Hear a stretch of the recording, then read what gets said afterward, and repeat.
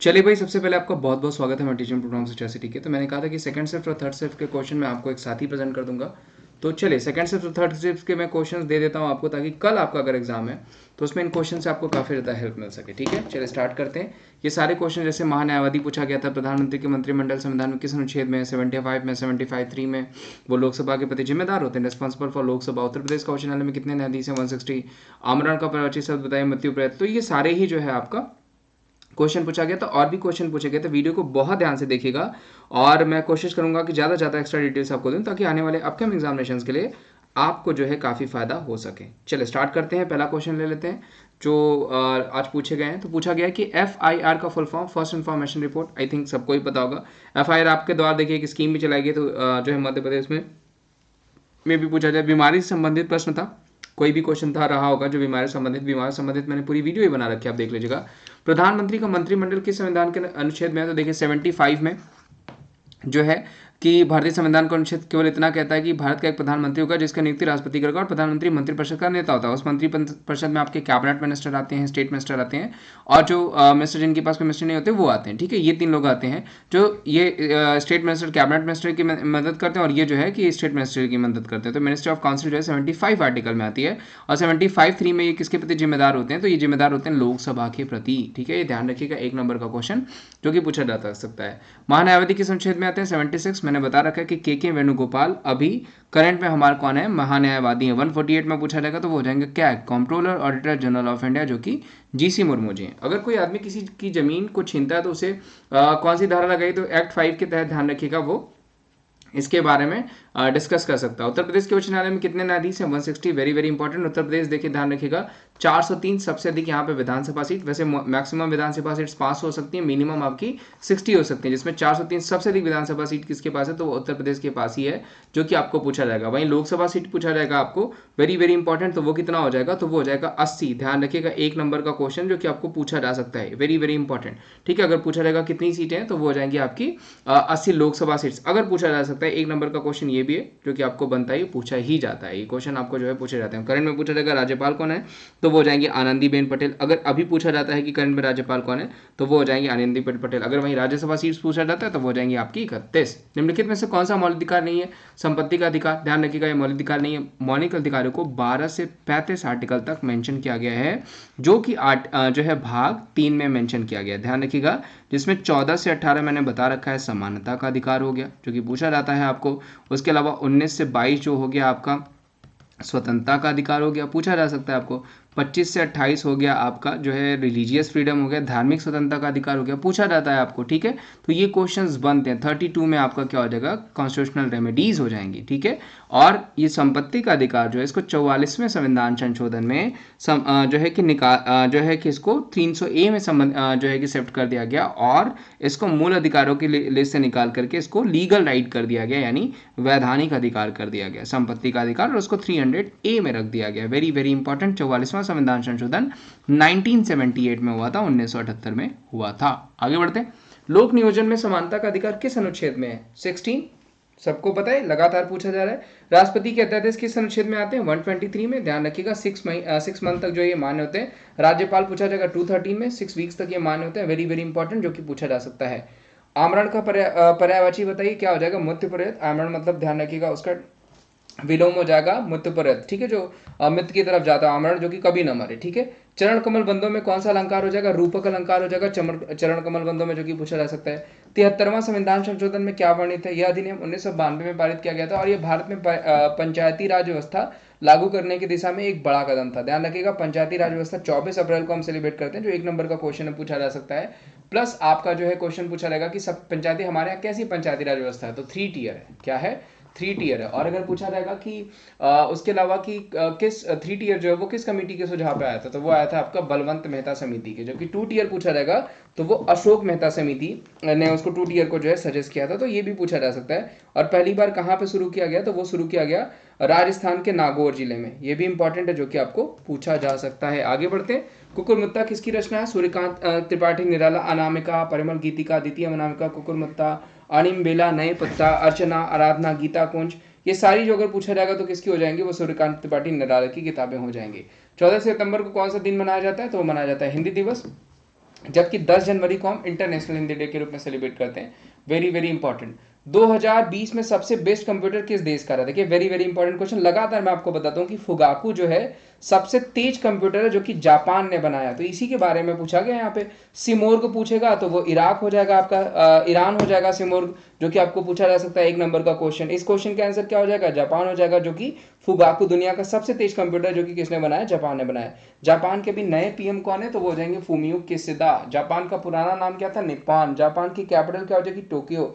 Tokyo किस नदी के किनारे बसा हुआ है? अरकाव। यही सारे क्वेश्चंस देखिए कनेक्ट करता है आपको एक एक नंबर के क्वेश्चंस में।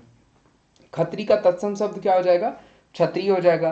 सती प्रथा का उन्मूलन किस वायसराय के समय पर हुआ था? William Bentinck. विलियम बेंटिंग ध्यान रखिएगा भारत का पहला गवर्नर जनरल भी है। Very very important. भारत का पहला गवर्नर जनरल कौन है? तो वो हो जाएगा विलियम बेंटिंग। भारत का पहला वायसराय पूछा जाएगा तो वो हो जाएगा कैनिंग। ये सब क्वेश्चन पूछा जाता है। बंगाल का पहला गवर्नर जनरल पूछा जाएगा तो वो हो जाएगा आपका वॉरेन हेस्टिंग्स। वॉरेन हेस्टिंग्स के अगेंस्ट जो है, उसके खिलाफ जो है इम्पीचमेंट, महाभियोग भी लाया गया था, जो कि किसने लेके, कौन लेके आया था? तो लेके आया था बर्क, जो कि आपको पूछा जा सकता है। जबकि अगर पूछा जाएगा कि बंगाल का सिर्फ गवर्नर पूछा जाएगा कौन था, तो वो था क्लाइव। क्लाइव को इंग्लिश एडमिनिस्ट्रेशन के लिए जाना जाता है। ध्यान रखिएगा 1 नंबर का क्वेश्चन। इस क्वेश्चन का आंसर विलियम बेंटिंग। पौधे के भोजन बनाने की प्रक्रिया को क्या कहते हैं? प्रकाश संश्लेषण, फोटोसिंथेसिस कहते हैं, जिसमें पौधे जमीन से पानी लेते हैं और सूर्य की रोशनी में अपना खाना तैयार करते हैं। पूछा जाता है रेड कलर काफी इंपॉर्टेंट होता है, जिसमें ऑक्सीजन जो ये छोड़ देते हैं और कार्बन डाइऑक्साइड ऑब्जर्व कर लेते हैं, ये ध्यान रखिएगा। बाई प्रोडक्ट ये ऑक्सीजन देते हैं। तो वेरी वेरी इंपॉर्टेंट, जो कि आपको पूछा जा सकता है 1 नंबर का क्वेश्चन है। और इसमें पूछा जाता है आपको कि प्रकाश ऊर्जा को रासायनिक ऊर्जा में कौन कन्वर्ट करता है? तो प्रकाश संश्लेषण। ध्यान रखिएगा प्रकाश ऊर्जा से ये बाय प्रोडक्ट ऑक्सीजन देते हैं, इसीलिए रासायनिक ऊर्जा को जो है कि चेंज करते हैं। Very very important. Uttar Pradesh में कितनी ग्राम पंचायत है? 50,189, जो कि पूछा जा सकता है। पारसी धर्म किसको मानता है? तो जो है जरथोस्त्र धर्म को मानता है। उत्तम न्यायालय और उच्च न्यायालय में अधिनियमों, विधायक आदि के प्रयोग के लिए प्रयोग की जाने वाली भाषा किस अनुच्छेद में है? तो वो 348 में जो है मेंशन की गई। ये भी 1 नंबर का क्वेश्चन है, जो कि पूछा जा सकता है। भारतीय दंड संहिता 1807 के किस अध्याय में के अंतर्गत साधारण अपवाद दिए गए? तो वो क्या हो जाएगा? अध्याय 4। Very very important. भारतीय दंड संहिता आईपीसी 1860 का प्रारूप किसने तैयार किया? मैकाले। ध्यान रखिएगा कानून के लिए भी जाने जाते हैं, अंग्रेजी शिक्षा के लिए भी कौन जाने जाते हैं? मैकाले पूछा जा सकता है। 14 वर्ष से कम आयु के बच्चों के लिए निःशुल्क अनिवार्य शिक्षा कब लागू की गई?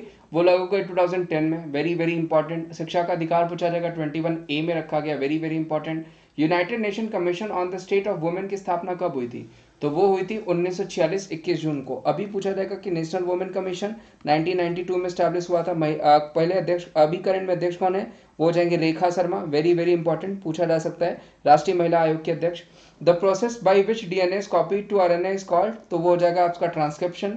मुख्य निर्वाचन आयोग का कार्यकाल कितना होता है? 6 वर्ष का और 65 साल की एज हो। जबकि अगर सिर्फ निर्वाचन आयोग पूछा जाएगा तो 6 साल कार्यकाल रहेगा और एज जो हो जाएगी वो 62 साल हो जाएगी। ये भी अच्छा क्वेश्चन है।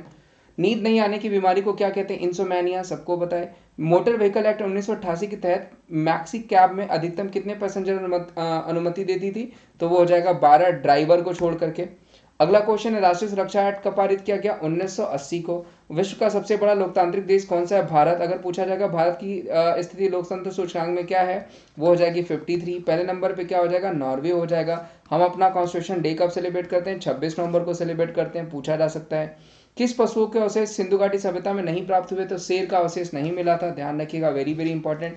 हाथियों का युद्ध सबसे पहले युद्ध में किसने किया था? मगध ने किया था। ये भी पूछा जा सकता है आपको। किस केंद्र शासित प्रदेश की साक्षरता सबसे अधिक है? देखिए यहाँ पे केंद्र शासित प्रदेश मेंशन किया गया है, तो वो क्या हो जाएगा आपका? वो हो जाएगा लक्षद्वीप। जबकि सिर्फ अगर पूछा जाता प्रदेश मेंशन किया जाता तो वो क्या हो जाता? वो हो जाता केरला। ध्यान रखिएगा। किस केंद्र शासित प्रदेश में सबसे कम साक्षर दर है? तो वो क्या हो जाएगा? जम्मू एंड कश्मीर। ये भी ध्यान रखिएगा। किस राज्य में सबसे कम साक्षरता दर है? तो वो क्या हो जाएगा? बिहार। ये भी ध्यान रखिएगा, जो कि आपको पूछा जा सकता है। Very very important. सूचना का अधिनियम 2005 किस धारा के तहत इसके अधिनियम अंतर्गत बातों को होते हुए भी किसी नागरिक को कुछ सूचना देने की बाध्यता नहीं होगी?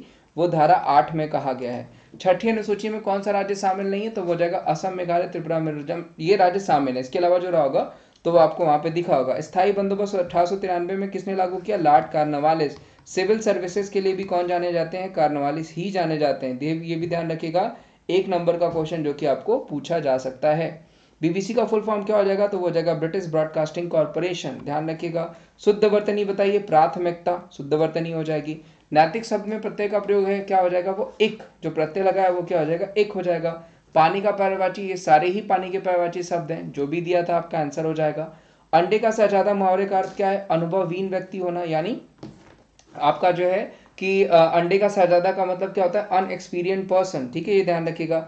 आजीवन में कौन सा समास प्राप्त होता है से निकलता है, तो वो हो जाएगा अव्ययीभाव समास, very very important.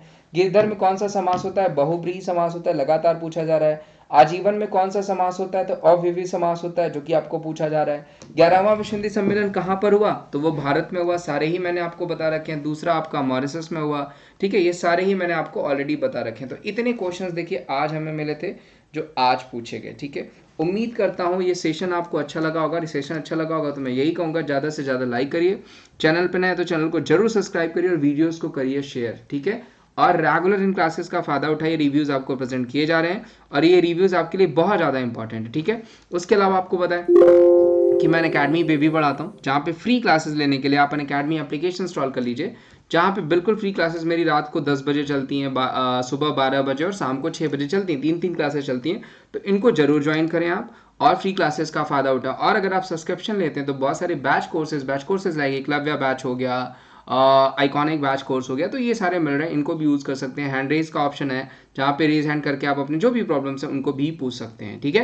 Plus railway 1 month से लेकर के 24 मंथ तक के सब्सक्रिप्शन जो भी ठीक लगता है आप उनको यूज़ करके कोड विमलेस14 सब्सक्रिप्शन ले सकते हैं और ऑल सेट हो जाएंगे एग्जाम्स को क्रैक करने के लिए। तो थैंक यू सो मच, मिलता हूँ मैं आपको अगले सेशन में, जो कि आपका कल रिव्यू होगा। अगर कल आपके पेपर है तो ये जरूर पेपर जाने से पहले आप देख लीजिए, और मैं मिलता हूँ आपको अगले रिव्यू में अलग अलग क्वेश्चंस के साथ। Thank you so much, bye bye, take care, have a good day, ध्यान रखिएगा अपना, और ऑल द बेस्ट फॉर आप जो आपके एग्जाम्स हैं उसके लिए। Thank you so much, bye bye.